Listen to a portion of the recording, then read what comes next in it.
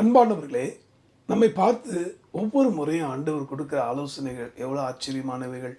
ஏன் அவர் ஒரு நல்ல ஆலோசனை கொடுக்கிறார்னா, நீங்களும் நானும் எல்லா வகையிலும் அவருக்காக சாட்சியுள்ள வாழ்க்கை செய்ய வேண்டும் என்பதற்காகவும், எல்லா ஜனங்கள் மத்தியிலும் அவருடைய நாமம் உயர்த்தப்பட வேண்டும் என்பதற்காகவும், உங்களையும் என்னையும் கிருபையினாலே தெரிந்து கொண்டு ரட்சித்தாரே, அந்த தேவாதி தேவன் கொடுக்கிற இந்த ஆலோசனையை கேட்பீங்களா? Say no. அதாவது வேண்டாம் என்று சொல்லுங்கள், வேண்டும் என்று கேளுங்கள். யாரிடத்துலனா, வானத்தையும் பூமியும் படைத்த தேவனிடத்துல. நம்முடைய வேண்டுதலுக்கு செவி கொடுக்கிறாரே, கவனமாக இருந்து அவரிடத்துல இந்த காரியத்தை கேட்டு பெற்றுக்கொள்ளலாமா? எதை வேண்டாம் என்று நாம் சொல்ல வேண்டுமா? ஆண்டோடைய சமூகத்தில் வந்திருக்கிற இந்த வார்த்தை கேட்குற நீங்கள் இன்று ஒரு தீர்மானம் எடுப்பீங்களா? ஆண்டவரே, இந்த உலகத்தில் எங்களை கரைப்படுத்தக்கூடிய இந்த பொருளாசை, பணத்தாசை எங்களுக்கு வேண்டாம். எங்களுக்கு தான தர்மம் செய்ய, சரியான வகையில் அதை நடத்த, தேவையானவர்களுக்கு, உண்மையானவர்களுக்கு சரியான நேரத்தில் உதவிட எங்களுக்கு கிருபை தாரும் ஆண்டவரே என்று சொல்லி கேட்பீங்களா? வேண்டாம் என்று சொல்லுங்கள். பணத்தாசை வேண்டாம், பொருளாசை வேண்டாம். இது குறித்து வேதம் என்ன சொல்லுகிறதுனா, 1 தீமோத்தேயு புஸ்தகத்தில் 6ஆம் அதிகாரம் 10ஆம் வசனத்தை வாசிக்கும் போது நம்ம தெரிந்து கொள்ளலாம். 1 தீமோத்தேயு chapter 6 verse 10. பண ஆசை எல்லா தீமைக்கும் வேறாயிருக்கிறது. சிலர் அதை இச்சித்து விசுவாசத்தை விட்டு வழுவி அநேக வேதனைகளாலே தங்களை உருவக்குத்தி கொண்டிருக்கிறார்கள். இந்த ஆலோசனையின்படி சே நோ. ஆண்டவரே, பணத்தாசை வேண்டாம். ஆனால் பிரசங்கியில் பக்தன் சொல்கிறான், பணமோ எல்லாவற்றுக்கும் உதவும். உண்மைதான். ஆனால் இங்கு தெளிவாக ஆவியான சொல்கிறாரு, பணத்தாசை தான், lust for money is a சின்.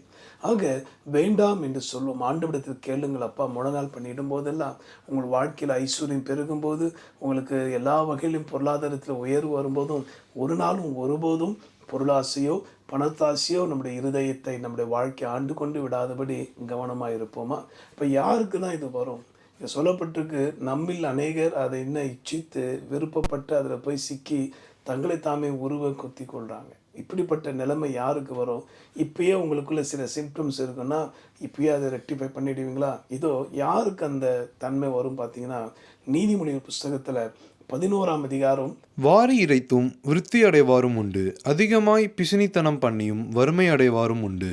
அதிகமாய் பிசினித்தனம் பண்ணியும் வறுமை அடையவாரும் உண்டு.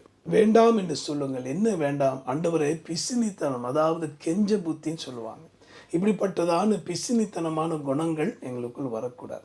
உலக மனுஷன் ஒரு பழமொழி சொல்லியிருக்கிறாங்க. அது என்னன்னா, பாத்திரமறிந்து பிச்சை போடு.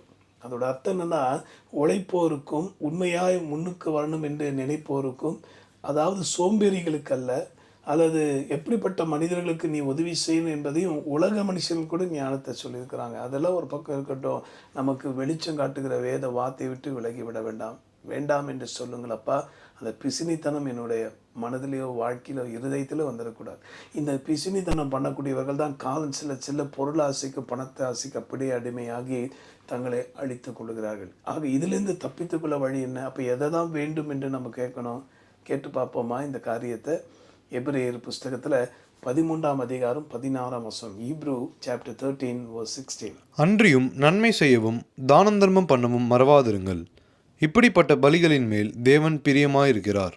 அப்போது வேண்டாம் என்று சொல்லிட்டோம். ஆனால் எப்போ எது வேண்டும் கேட்கணும்? தான தர்மம் செய்யவும் நன்மை செய்யவும் கர்த்தாவே எனக்கு கற்றுத்தாரும். அப்போஸ்தலர் 10:38 படி ஆண்டவராக இயேசு கிறிஸ்து நன்மை செய்கிறவராய் சுற்றி தெரிந்தார். ஆகவே இந்த உலக பொருட்களாலே நீங்கள் அநேக நண்பர்களை சம்பாதித்து இதுமித்து நீங்கள் பரலோக ராஜ்யத்தை, ஆத்மாக்களை கொண்டு வாருங்க தான் ஆண்டவர் சொல்வதாக.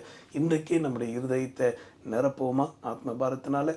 இன்றைக்கே நம்முடைய வாழ்க்கையை நிரப்புவோமா தான தர்மங்களால்?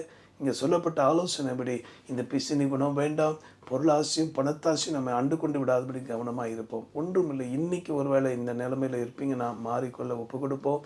கர்த்தர் நமக்கு உதவி செய்வார். நான் மறுபடியும் சொல்கிறேன், இது மனுஷ பலத்தால் அல்ல, ஆவின் பலத்தினால் கூடும்.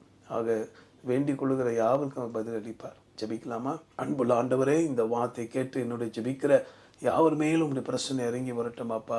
வேறொரு ஆசை இல்லை ராஜா என்று பாடுவதும் அல்லது பிரசங்கிப்பதும் சுலபமாக இருந்தாலும் இன்றைக்கு வாழ்க்கையில் இருதயத்தை காண்கின்ற கருணாமூர்த்தியாக உமக்கு முன்பாக எவ்வளவு பயபக்தியோடு உண்மையோடு இருக்கிறார் என்று தெரியும் அப்பா. இயேசு கிறிஸ்து ஆண்டவரே, ஏழைகளுக்கும் திக்கற்றவர்களுக்கும் அனாதைகளுக்கும் விதவைகளுக்கும் இறங்கினீர் சுவாமி.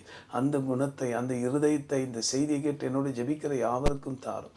இயேசுவின் நாமத்தினால பிசினித்தனம் பண்ணுகிற ஆவிகள் ஆண்டவரை, எல்லா விதமான பொருளாசையின் ஆவிகள், பணத்தாசையை மூட்டுகிற ஆவிகளை கடிந்து கொள்ளும். இப்படிப்பட்டதான் உபதேசம் என்று சொல்லிக்கொண்டு பொருளாசைக்கும் பணத்தாசைக்கும் நேராக மக்களை நடத்துகிற அந்த வஞ்சக ஆவிகளை கத்த அழித்து போடும். எந்த சபையும் எந்த நபரும் இதனால் கெட்டு போய்விடாதபடி கத்த நீ பாதுகாப்பீராக. தான தர்மம் செய்ய மறவாதிருங்கள், நன்மை செய்ய நாடுகள் என்று வாக்குரைத்த தேவனே, அதில் மேல் நீ பிரியமாக இருக்கிறீர். ஆண்டவரே, தகுதியானவர்களுக்கு செய்யக்கூடிய வெளிச்சத்தை தாரும் ஆண்டவரே. பாரத்தோடு பக்தியோடு உண்மையாக உழைத்து கொண்டிருக்க பிள்ளைகளுக்கு ஆண்டவரே, கணக்கு பாராமல் உதவி செய்யத்தக்க இதயத்தை ஒவ்வொருக்கு தந்திரடும். எங்களை வெறுமையாக்குகிறோம் அப்பா. துதியும் கனம் மகிமையும் உண்டாகட்டும். இயேசுவை போல நாங்களும் நன்மை செய்கிறவர்களாக சுற்றி திரிய கர்த்தருடைய ஆவியானவரே உதவி செய்யும். இந்த ஜெபத்தை கேட்டு என்னோடு வேண்டுகிற யாவருடைய இருதயத்தில் உள்ளதான தன்மைகளை அறிவியர் கர்த்தர் அதில் தீமையை நீக்கி நன்மையை தாரும்.